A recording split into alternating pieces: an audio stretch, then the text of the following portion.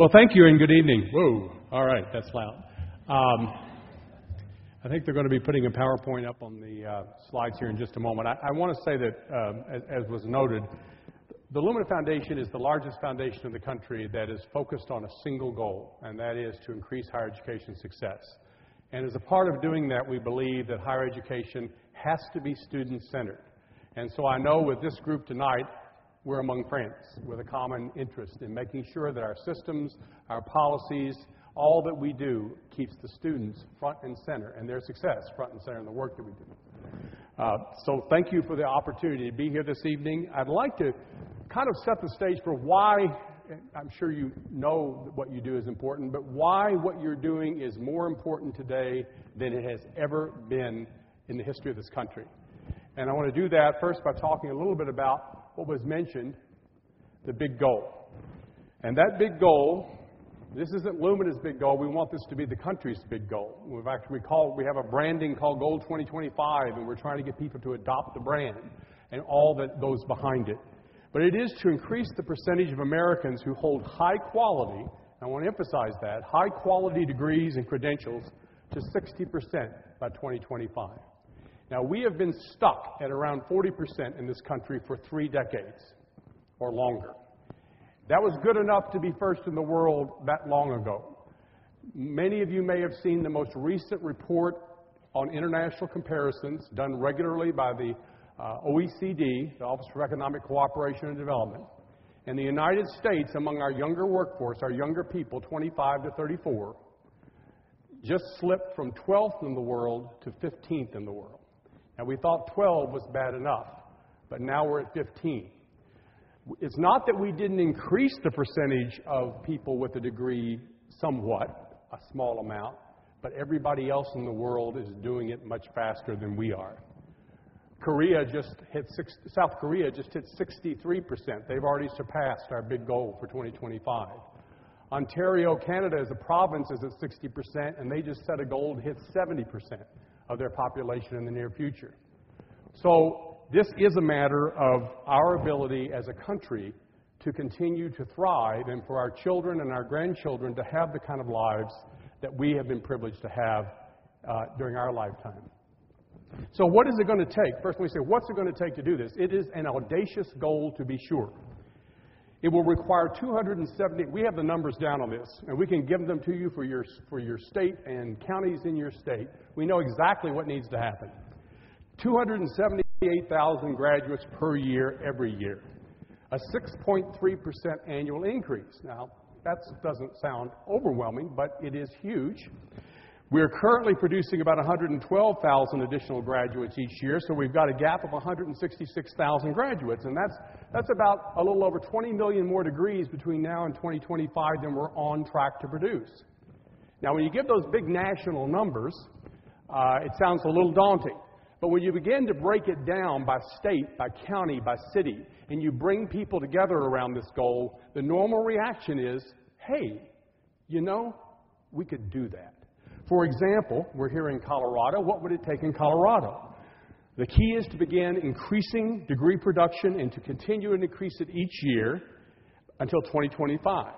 By increasing degree production by, I told you we had this exact, 2,926 additional associate and baccalaureate degrees, an annual increase of 4.6%.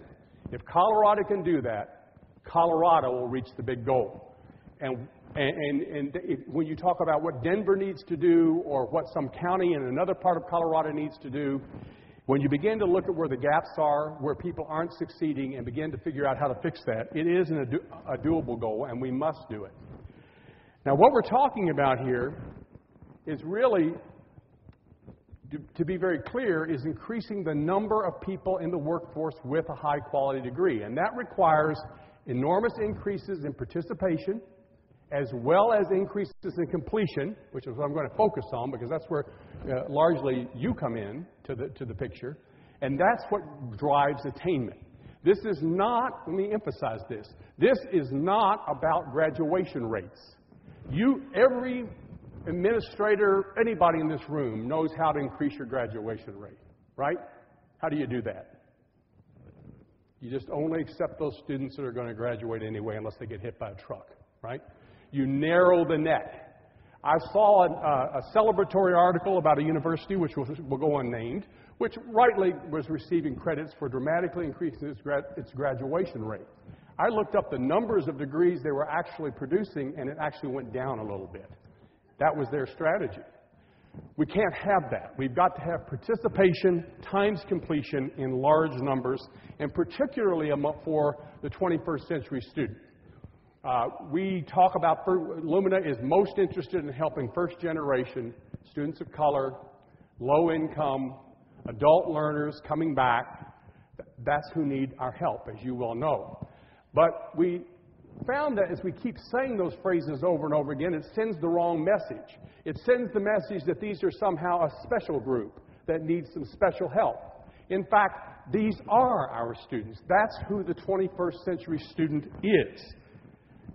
Now, why is achieving this goal so important? I want to talk just a little bit about international comparisons, but we found as we talk with people, we work with governors and legislators and higher ed system leaders all over the country. International competition is real, and it can have dramatic negative effects on this country. But somehow when we say, let's beat Norway, it doesn't get everybody rising up, and saying, oh my God, we've got to beat Norway, So I want to talk a little bit about the international situation for what it tells us about where we are, but I want to go very quickly to why this needs to happen in our own country for our own economy and for our own people. But let me just show you a chart that I would probably have criticized any of my public speaking students for putting up as being too... But what I want you to look at that chart, and I hope you can see it, is the blue dots. The blue dots represent, this is the OECD study I was telling you about, and if you keep going down to about the middle, if you can see that, you find the United States 15, right? But there's another interesting piece of information that this complicated chart shows you. The blue dots are the younger workers, 25 to 34. The red dots are the 35 to 44. The yellow dots are 45 to 54, and the green dots are 55 to 64. Now, if you can see it, if you find the United States and you go up to the top, you find something relatively unique about the United States. That is, our older workforce is just as educated and slightly more educated than our younger workforce. We are one of the few, if the only, developed countries in the world. If you look at all the other countries, particularly the ones that are up on the high end, but all across, you see the blue dot is always well above the red dot, the yellow dot, and the green dot. That means they're getting more educated. They're younger. Each generation is becoming more educated. That's what we used to be doing, but we're not doing that anymore. My generation is the most educated generation the world has ever seen, but we're on our way out. And my daughter says, when will you leave so I can have a job? But in any case, but that's not a good sign for the future of the country. Now, there's a report that we publish every year that I'll do a little plug for. It's called A Stronger Nation Through Higher Education. It is available on the website that was mentioned earlier. And what we can do with that, what we do every year is we go a little deeper into the U.S. You look here and you see, this is something that every governor, every legislator, every workforce development officer in every state knows. That is, if you're in Colorado, you're not competing with Montana anymore. If you're in Indiana, you're not competing with Ohio anymore. So you see the states here aligned around the global competition. And if you look down there, it's really exciting. My home state of Kentucky, which, by the way, made more progress in the decade that we were there working for them than any other state in the Union, according to recent data put out. But nevertheless, even with all that progress, you got a whole cluster of states down there: Mississippi, Alabama, Kentucky, Tennessee, Oklahoma, Arizona, Texas, New Mexico, Nevada, which are slugging it out with Slovenia and Greece for our education attainment levels. And we know it is a global economy. And when you're trying to attract and get good jobs and good businesses, you are competing globally. Just to show you what's possible, we can also then, if you look at this next slide, we can then look at the countries again, and then I'll use Indiana since it's our home state. We have the data by county in every state. So if you've got institution in Oregon or in any state in the union, we can begin to look at the counties and look at where you've got fast-growing, undereducated populations. That's a problem. So for those of you not intimately familiar with Indiana geography, I will note that Hamilton County, which looks really good, is a very wealthy county just north of Indianapolis. Very wealthy. One of the wealthiest in Indiana. Monroe County happens to be where the University of Indiana is located. Tippecanoe, anybody from Purdue? Tippecanoe is where Purdue is located. And you go down to the bottom, to those lower counties, the bottom 10. I just have the top 10 and bottom 10, and those are all rural counties in southern Indiana with very low education rates. So it is really important that we begin to look really hard at this data and understand where the bottlenecks are, where we're failing, so we can do better. Now, this data is nothing you haven't heard before. It clearly shows that the more education you have, the better income you have. But do you notice something about what's happening to those lines as we move to the present? They're widening out, right? They're getting wider and further apart. We are seeing stronger alignment between the education levels of individuals and their economic well-being than we've ever seen. A college graduate right now makes 87% more in their lifetime than a high school graduate, and that gap is getting bigger by the year and growing faster than it's ever grown before. And by 2018, the research that we have sponsored with many economists, including Tony Carnevale, whose work I highly recommend to you at the Georgetown Center for Education and Workforce. Tony has published Help Wanted, which breaks out by state. By 2018, showing that almost two-thirds of the replacement in new jobs between now and 2018, that's not that far off, will require some form of post-secondary education. Almost two-thirds, 63%.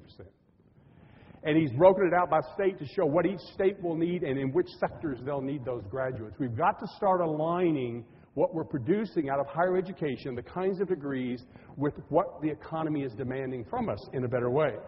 And those gaps are widening tremendously. Another no news to you, this is the unemployment rates tied to education. And you know, we're seeing a lot of stuff now about the college bubble. Is college worth it? Do we need so many college graduates? You know, we've had this little thing called a recession. Do we need them? The answer is absolutely yes. The wage premium is growing faster than it's ever grown for people with post-secondary education. And any economist will tell you, when there's that kind of wage premium being paid, we have a supply-demand problem. We have more demand than we have supply. I don't mean to kill you with data here, but this is another one of those charts that probably I would criticize my public speaking students for using. But the vertical bars there are all the recessions we've had since the 1970s. And yes, in every recession, everybody's unemployment rate goes up a little bit, all categories. But you notice there that for college-educated people, it's never as big a bump, and they come back faster. And what we find is that even the depths of this recession, the unemployment rate for college graduates barely ever broke 5%. So yes, has the recession hit everybody and hurt everybody? You probably have students who had trouble finding a job. But which group would you rather your child be in? The one with a 5% unemployment rate or the one with a 15% unemployment rate? And the other responsibility we have right now as a college system is retraining and redeveloping our workforce. This shows you, this is estimations of percent of layoffs that are permanent. That means these jobs, in every recession you lose certain jobs, but we are seeing jobs just going away. We fund a program called the Auto Communities Network in cities that were particularly hard hit with the downturn in the American auto industry. It is the community colleges and the universities in those communities that are coming together with the employers to retrain and re-educate so people can have a job, because the jobs they had before will never come back. So we have a massive responsibility to those folks that are out there. Almost finished with my economic data, but this was recently done by MIT. You see here what those middle skilled jobs, that the way those were defined in this study, were jobs where you could have a middle class wage without post-secondary education, basically. And you see what's happening to those jobs. They are going away. We will continue to have low skilled jobs. But the high-skilled jobs will also be the growth area. And so the problem is, too, many of the jobs that were entry points for people going into industries where you could get in with low education and work your way up, those entry-level jobs that didn't require post-secondary are going away. Let me give you one quick example. In the utility industry, used to be you could get a job, you didn't need a college degree to be a meter reader, right? And then what happened to this is an inspiring story of a major utility executive. He started as a meter reader, then he became a pole climber, and he went on. Well, the meter reader jobs are going away. Technology is getting rid of the need for meter readers. And to go in as a pole climber, a person that goes up there and works with multi-million voltage kinds of things and works with electricity, you can't get that job unless you have certain levels of post-secondary education. So the openings for people are disappearing. So the bottom line on this is really that maybe it's true there are no silver bullets, but in this economy, getting a high-quality post-secondary credential degree is the closest thing to a silver bullet we have. It is more than technology. It is what is driving productivity and job creation. There are several pieces that have been written. You know, we often refer to the 20th century as the American century. And the question is, well, why did we do so well in the 20th century? Well, a lot of people talk about technology. There have been several very smart economic books written recently that said technology wasn't what made it our century. It was education that made it our century. In the 20th century, there was a crucial decision this country made in the early in the 20th century, which was to require high school of everybody. Europeans didn't do that. And the result of that was we upped the ante on the education of our workforce. And it wasn't that we were training people for particular jobs or that, but we had a more educated workforce, and we know when we have a more educated workforce, we have a more productive workforce. So it's not just about filling the jobs that currently exist. It's about creating the level of productivity that will generate jobs. And Lord knows we've heard a lot about job creation. And that's what made it the American century. We commit. Now, I will tell you, when America made the decision to require high school, there were a lot of people who said, well, we don't need all those people going to high school. Some people aren't high school material, right? Well, I mean, you know, they're going to work on a farm. I mean, and we don't have enough capacity to deal with all those people, and on and on. It sounds a lot like the conversation we're having today about college. But you know what? The public is getting this. We do a lot of polling with various outfits, and this one was done with Public Agenda, which is a well-known polling outfit. And since 2000, what I want to point out to you here is they tell us they have never seen this level of, this is a national survey with a national sample, and they tell us they've never seen in such a short time this radical shift in perception on issues like this. And here's the shift. In 2000, less than a third of people polled thought college was necessary for a good life. Not nice, not better, but necessary. That number has escalated now to where we had, in 2008, we had 55% of people saying they believe college is necessary for a decent life, and those numbers are continuing to go up. The public is getting it. The downside of this is you see the green line, which shows you that in 2000, 48% of the people felt like qualified students would have the opportunity for college. And you see what's happened to that perception. So we're creating this great angst in the public. They know it's necessary, but they're less confident than ever it's going to be available to them. And that's on us to help make sure that happens. Now, I will tell you as I travel around the country, not with this group. I know the advisors, I'm among friends. But I talk to education groups around the country, and I'm not sure all of the education community has gotten it. I still talk to groups of K-12 superintendents who tell me some of their kids are college material and some of their kids aren't, right? I was at a meeting and I showed a bunch of slides about what it means to go to college in terms of better health, less likely to go to prison, income, unemployment, on. And I got finished, and a gentleman in the audience says, well, we believe that, Dr. Applegate, but, you know, you got to understand, some of our kids are just not college material. And I paused for a moment because I try to be politic in these settings. And I said, okay, you and your adult educators are the experts, you know your district. I'm not going to challenge you on that except to say this. Here's what I'd like to do. I said, I would like for you to get all those students that you have decided are not college material, and I'd like for you to convene an assembly. And I'd like for you to invite the students and their parents or foster parents or grandparents or whoever is taking care of them. And I promise you I will come. and I will give this presentation about the consequences of not going to college, that a high school diploma by itself is a ticket to being working poor, and that's all. And I said, I want to present that to them, and then I'd like for you to be transparent and let them know that you have decided their kids are not college material.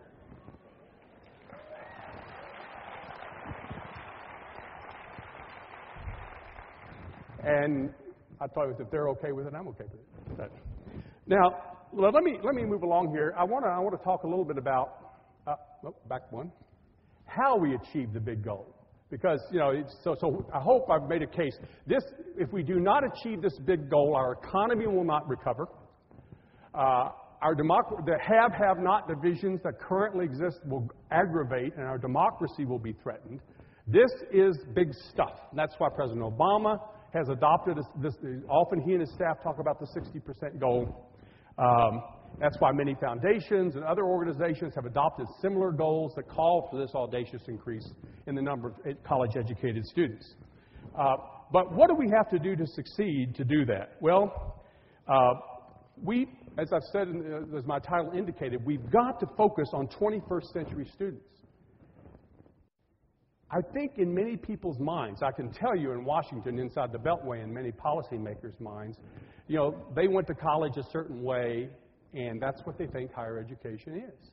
Well, it's not anymore. And if our advising models and all the work we're doing, our learning delivery models, the way we teach, the way we do all of our work, if we're still orienting to my son who started college this fall, who is one of the 15%, right, who's living in a dorm and going to college, we're missing the boat on the real needs of the students that we have. So how do we get at that? How do we scale up? Well,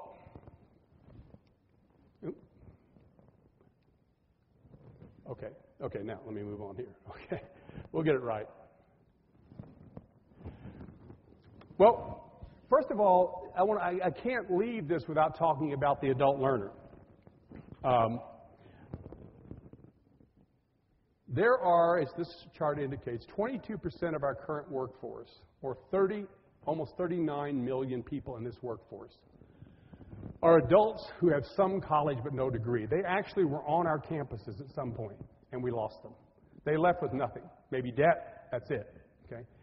And if we don't reach out and bring those folks back onto our campuses, and that's, I would also include there is the adults with only high school, and we even have programs that work with adults who didn't even get out of high school who now need to get on to college through a high school credential. But let's just focus on this group for a moment. Many of them, we've just funded 19 programs around the country to try to go to scale with this. In the majority of states in this country, they could take every baby born between now and our goal date of 2025, every baby, and they could take them from their parents' arms at the hospital, put them in a college-going camp, let their parents visit them on weekends, and ensure that every single baby went to college and got a degree, and they wouldn't be at 60%. They wouldn't be where they need to be. There are exceptions to that, of course, with our fast-growing young Latino population in some states. But for the majority of states, we've got to reach back out to the adult learner. And I know there are model programs that are being developed all around the country, really zeroing in on how we advise the adult learner. If they come back, and they must, do we understand the unique demands of an adult learner? And I would include veterans in this group. I heard a veteran speak the other day, very moving talk, and he said, it took more courage. I was more afraid to go down to the community college and walk onto that campus and go into my first class than I ever needed to go on my various tours and my various excursions in Iraq. I was more frightened of that than anything. I don't know whether everybody gets that. This is very difficult. But the point is, we've got to have programs that adapt to the unique demands of the different, more diverse groups of students that are coming to us. First generation, transfer students. When I first started as Chief Academic Officer at the state level in Kentucky, I don't think there was a university that had a transfer orientation program. Transfer students moving from some of these small community colleges, that's as big a leap for them as it is from any high school. Yet when the high school students come, now I hope you have differentiated orientation for your high school students, so you're not orienting the first generation student the same way you're orienting the son of a professor. But even beyond that, these transfer students need the same kind of work. But the adults particularly, too. They have families, they have children, they have jobs, or they may not have a job. There are self-efficacy issues. There's all kinds of pieces. And I know there are model programs out there. I've heard them presented. The problem we have in so many of these areas, though, and why I'm so excited to speak to this large group, is everywhere we look, whether it's advising or preparation for college or success or improving developmental education, another area where you are very important in helping students navigate, because so many of our students end up in developmental education. But wherever it is, we find 1,000 random acts of excellence in every single area. 1,000 random acts of excellence. And the question we're trying to figure out is, how do we take these models? And foundations have been bad at this too. We tend to fund model programs, and then we show they work, and then we step back and wait for a prairie fire to occur. Well, my friends, it must be wet out there, because there aren't a lot of prairie fires occurring. And it's organizations like this one, and the sharing and the connecting you're doing, that can help make this kind of work part of the water supply for our students. It's not just adults. We've got to close the gaps based on race and ethnicity. This probably is no surprise to you either. And these are the folks that are out there in the workforce right now. This is the result of an extremely leaky pipeline, where we are not getting students into college, although we're doing better about getting them into college. I'll show you some data on that in just a moment, but we're not getting them through college. And we've got to really zero in on that and figure out how to make that work. I'm going to move through here a little quickly because I don't want to keep you from your reception, your ice cream. I'm not going to spend a lot of time with this. You know this data, our national data, in terms of how well we do with getting students out who come to us and already on our campuses. And we have record numbers of those now. If we could just up the ante right now for the record numbers of students we have already on our campuses, and getting them to credentials and degrees, it would make a big difference. This just shows you, for Latinos, for example, we've made some progress in access to college, a 12% leap. But we haven't seen the throughput. It's not making that much of a difference in getting them to an actual degree. And obviously, the inequities that exist in terms of who has a college degree, pretty dramatic there among different groups. And of course, we're doing the worst with the groups that are growing the fastest. That's not good. Those are the groups that's our future, and the future of all of us. Income level is huge. Of course, it intersects with the race ethnicity piece. Unless you want to argue that intellectual capacity is defined by income, something's amiss. Unless you want to argue that intellectual capacity is defined by zip code, something's amiss. I had the opportunity to be on the selection committee for the Dell Scholars. I don't know if you know the Dell Scholarship Program, but it's a wonderful scholarship program that targets students who are ready to go to college, but frankly have been through a lot to get there. And I read those applications. Students, they're not the 1,500 SATs or the 32 ACTs that we give all our scholarship money to because we want to be able to say our SAT scores went up 3 points or something. But they're ready. They've got 25 ACTs, etc. Their stories, they've been homeless for 3 of the 4 years they were in high school. They had a meth-addicted mother and a father in prison. They saw siblings shot in their neighborhoods, on and on and on. And yet they're there and they're ready to go.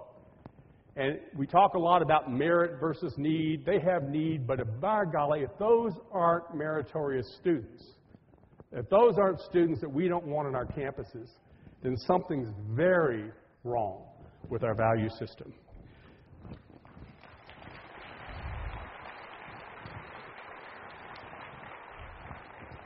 Now, how are we responding to this as a higher ed community?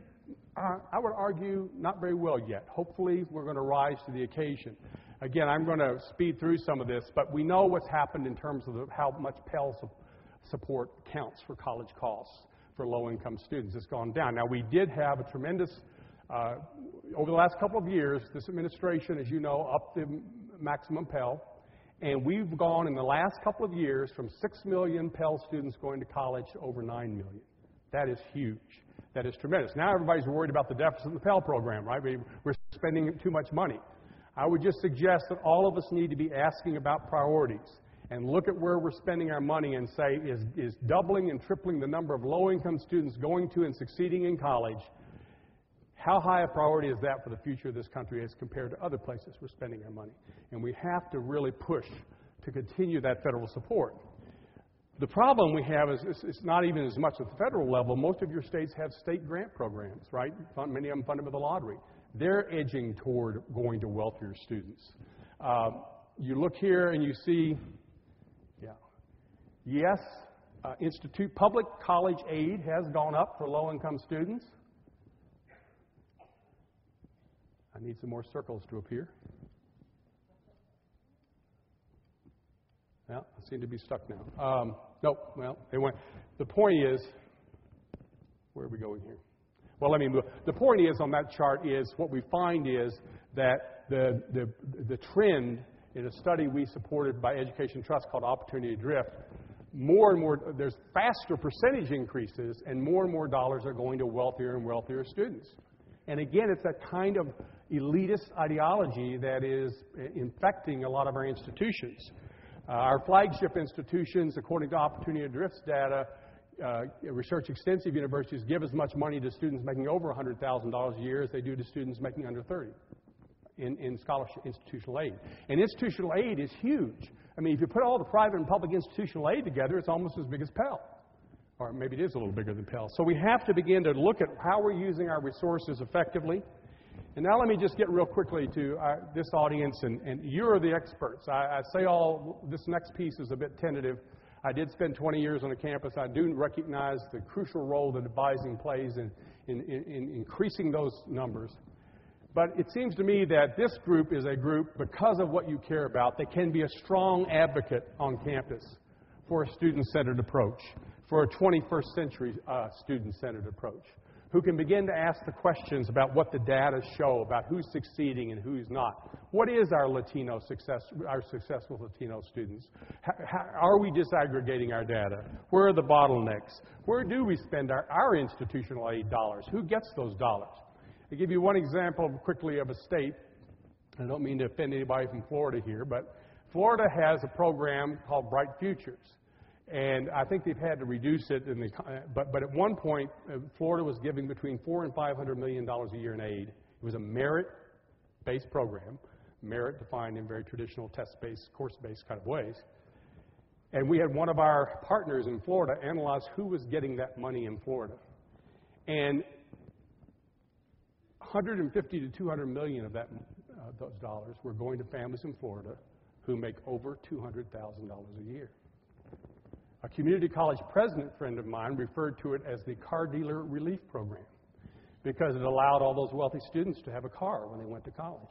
And this is the same time when there's not enough resources to get the burgeoning low-income Latino students into college, when Florida desperately needs a workforce to meet those 21st century demands. So we have to start looking at that and asking those hard questions. I think there are a lot of things directly advising. Again, you're the experts here, but when we've seen models that are really working, it's a partnership model. If you look at most of the universities in this country, the comprehensive universities, certainly the community colleges, most of them, you can define a large chunk of their freshman class with a delimited number of high schools, right? I mean, if you look at where your students are coming from, are we talking to one another? Is there really a handoff? I just met with a group of K-12 advisor advocates. They're talking about many of the same issues you're talking about. Are we doing a handoff, or are we just pitching the students out the front of the high school door and waiting for them to show up at our college door? Are we partnering? We need to really focus on pathways to career, because it is about learning and jobs. I know that I was on a group with Campus Compact, our value civic engagement and all of that. I know a college education is about more than getting a job, but to say that post-secondary education is not about jobs, frankly, is crazy talk. I mean, ask any parent, ask any student. We've got to begin to help students to figure out those pathways to not just to careers, and we've got to that's got to be part of the conversation. We have funded a project that will soon allow us in a number of states to provide the data to institutions about what happens to every graduate of every major in their institution. How many were employed in the first year? Where were they employed? What were their wages? That is not a gotcha piece of data. That's a piece of data I'd hope we'd all want to have. to know where we're doing the job of launching those students onto that next level of success or not. We've got to accelerate progress. The reason we have to find accelerated pathways with those adult learners. How about prior learning assessment? Can you identify adults who are candidates for prior learning assessment? We are funding programs to expand the capacity to do prior learning assessments. We know that when adults can get credit for what they already know, it greatly increases the likelihood they will actually get to a degree. So we've got to find, because 6 years, which is the graduation, life will happen. For low-income, first-generation adult learners with complicated lives, every year we extend that time, we're inviting life to intervene. And for those 38.5 million adults I talked about who have some college and no degree, it already intervened once. Let's not let it happen again. Focusing on transitions is key. Designing programs that meet the unique needs of the 21st century student. Let me conclude by just saying I really urge you, I hope, and I know you will, because I know where your hearts are and I know where the song kind of captured it. But I urge you to go in this meeting and then when you go back to your campuses, to take back this message that getting students to a post-secondary degree and credential is no longer optional. To every student we drop out, we're sending into a very difficult life. And we're losing that intellectual capital that's going to be crucial to our country being a successful country going forward. When Korea is already at 63%, Ontario is going to 70%, when we're 15th in the world and sliding down, we've got to turn this around. And it is on us. It is on post-secondary education to make that happen. No excuses, no more money. If you say, well, we'll do more, just give us more money, then you're saying you're not going to do any more because there's not going to be more money. We argue for more investments in higher education. We work with governors. But the likelihood we're going to see manna from heaven anytime soon is probably unlikely. We've got to look at what we're doing. No excuses, no blame game, pointing fingers at one another because lives are at stake. And to meet this challenge, I noticed in all the displays in the building, you've got all kinds of technology types of organizations. You've got others rethinking how we can do this effectively for students. We've got to think about new ways to do our work. Adrian Rich, who is one of my favorite poets, has a poem. I just want to conclude with this piece, which I think captures where we are and where we need to go. Adrian Rich writes, "The rules break like a thermometer. Quicksilver spills across the charted system. Whatever we do together is pure invention. The maps they gave us are out of date by years. I would suggest to you that many of the maps we're still using in higher education are out of date by decades. They don't recognize the reality I've tried to present here. And that we have to work together to draw those new maps that are student-centered and advise and teach and work to get those students to a post-secondary degree or credential as if their lives depended on it and our future depended on it, because it does." Thank you.